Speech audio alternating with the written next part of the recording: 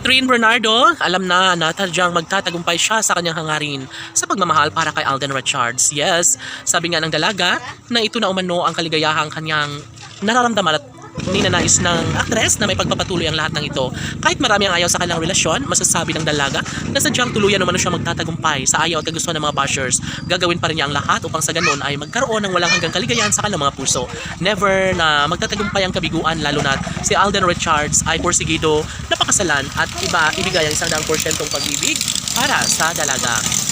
Si Alden Richards at Catherine Bernardo na nga kaya ang tunay na nakatadhana, tama nga kaya ang nararamdaman ng kalang milyon-milyon ng mga taga-subaybay. Kung ganun nga, ay dapat lamang umano na sa mas lalong madaling panahon ay maisakatuparan na ang lahat sa kalang pagkakatuluyan dahil wala nang mas makapagbibigay kaligayahan sa puso ng taong bayan kundi ang pagkakatuluyang tunay ni Alden Richards at Catherine Bernardo. Siyempre, bahagi na sa buhay ng dalaga at binata at sana'y maisakatuparan na ang isang magandang pagkakataon lalo na at si Alden Richards ay porsigido na magkaroon ng walang hanggang kaligayahan sa kanilang mga puso. Laging pakatandaan na nariyan lamang si Alden Richards na patuloy na nagbibigay kaligayahan sa puso ng binata. Of course, ito lang ang pinaka-the best sa lahat. Kung nais nila na magtatagumpay ni Alden Richards at Catherine Bernardo sa kanilang tunay na pagmamahalan, dapat ay sa mas lalong madaling panahon ay magkaroon na nga umano ng kasagutan ng lahat. Dapat ay hindi na magbabago pa kailanman ng isang sumpaan na siyang nagbibigay pag-asa sa kanang milyon-milyon ng mga tagahanga. Laging pakatandaan na bilog ang mundo at patuloy lamang si Alden Richards sa kanyang tunay na damdamin. Kahit sino pa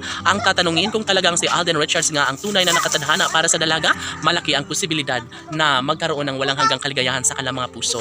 Never na magkakaroon ng pag-iibigang tunay kung hahayaan na lang na makawala sa buhay ni Alden Richards ang pretty girl na si Catherine. Kaya sana'y magbago na ang lahat at ipagpapatuloy na lang ni Catherine ang kasaganahan sa kanilang relasyon ni Alden Richards dahil wala na umanong ibang nararapat pa na magkakatuluyan kundi ang pretty girl at si Alden Richards lamang. Laging nariyan at patuloy na nagbibigay kaligayahan sa lahat ang isang binata at dalaga.